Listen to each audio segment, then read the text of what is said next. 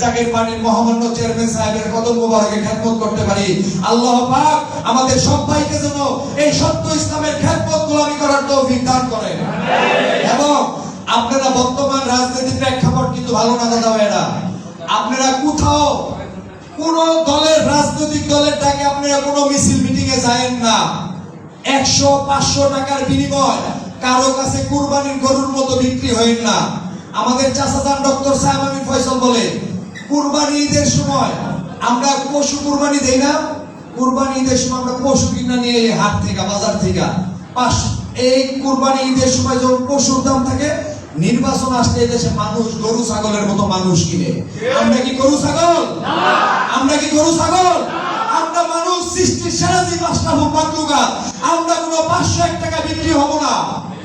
আমরা আমাদের কষ্টের কাম দিয়ে এই সত্য ইসলামের খেদমত করে এই সত্য ইসলামের